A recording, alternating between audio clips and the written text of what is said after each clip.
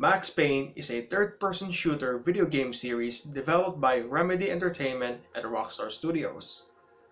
It is notable for the use of bullet time, which slows down time, allowing Max to have an advantage over his enemies by shooting them first before they do, as well as shoot dodge, which allows him to dodge bullets, similar to those found in the John Woo films and The Matrix. It also had one of the saddest origins I've seen in a video game. So without further ado, let's take a look at the 3 Max Payne games.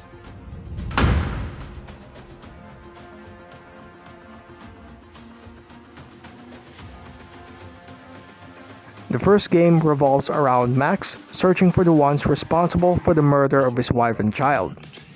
Working undercover, he slowly progresses with the help of some allies. Max Payne is a pretty good game. Like I said before, you use bullet time and shoot dodge against your enemies, which puts them in trouble. There are a variety of weapons you can get as you progress, and there are painkillers you can obtain to heal yourself. The game's story is told through graphic novels, which I find really neat. There are some secrets to be found, clues to be examined, which are enough for you to understand what's going on.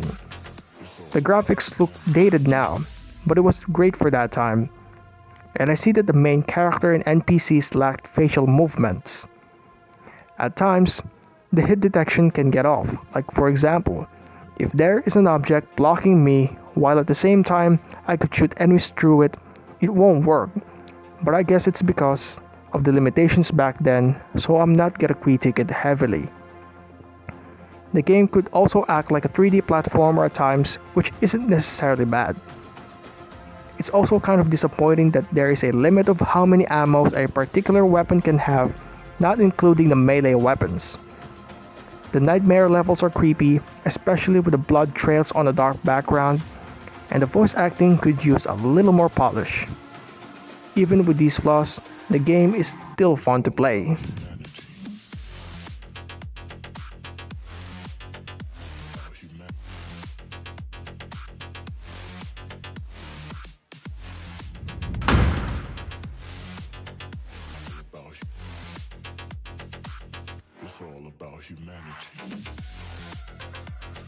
This game takes place 2 years after the first game.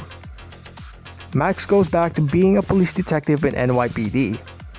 He is given a case to investigate an attack caused by a hitman and a criminal mastermind who plans to take control of both the underworld and an organization that helped him identify his wife and daughter's murderer. Max Payne 2 keeps what was good about the original, but made some improvements to it. There were improvements made to the controls, so you can now perform kills the way you wanted to, because in the first game, you cannot hold both the forward and the bullet time button, which if done so, will make Max perform a shoot dodge maneuver instead. Speaking of bullet time, here it is improved due to Max's ability to move in real time, which is the opposite of how the enemies move. You can now also throw explosive weapons while holding a gun instead of switching back and forth for more convenience. I like how the enemies react when they take damage, and it satisfies me seeing them fly through the air when I throw grenades at them. I find the nightmare levels easier to navigate. The graphic novel cutscenes return and looks much better. The voice acting is improved, though I prefer the voices of some of the characters from the previous game. The characters have now animated facial expressions. Some type of weapons are missing, such as the grenade launcher from the first game, and the motorcycles levels are lacking. The story is also good, but the conclusion doesn't provide the same satisfaction I had from the original, and is actually the shortest game in the series, which is kind of disappointing. Nonetheless, it is still a great game, and a must play.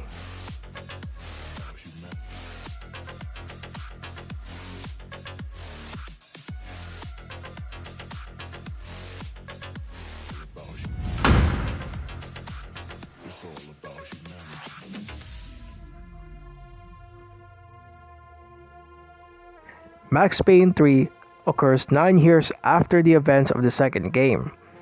He has retired from NYPD and spends his days drinking and taking painkillers. He then reunites with an old friend who recruits him to be a private security contractor for a wealthy businessman in Sao Paulo, Brazil, which he accepts after they got in trouble in New Jersey. Things took a bad turn when the businessman's wife gets kidnapped and all attempts to rescue her failed. Both the man and wife got killed, putting Max in a mission to search for those responsible for the kidnapping and killing of the members of the family he worked for. The game does feel very different from the first two games. While it retains the darkness, it doesn't have the same Neo-Noir vibe to it. The cutscenes are now fully animated and uses graphic novel-like panels as a transition. The loading screens show shots of the levels also in a graphic novel-like fashion, which is great.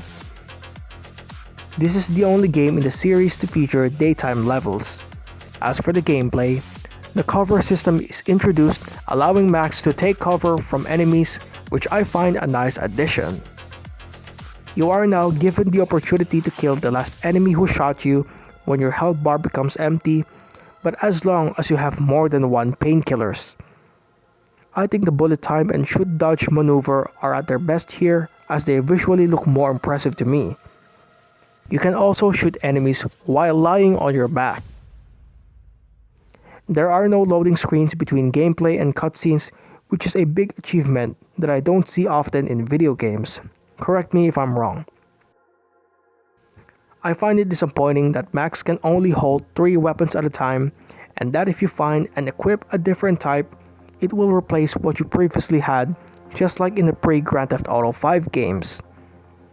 There's also a lack of complete freedom in this game, because when I try to find clues or pieces of a golden gun, a cutscene is initiated, and once done, I can't backtrack. I should know too that he can't throw grenades or any explosives not until you're at the last part of the game, which is unfair, because the enemies can do so. The nightmare levels are also absent, though the New Jersey flashbacks make up for it. I don't really know much about the authenticity of the depiction of Sao Paulo and the portrayal of the Brazilian characters, so I'm not gonna critique it. Despite the flaws, it is another solid follow-up and one of Rockstar's best games.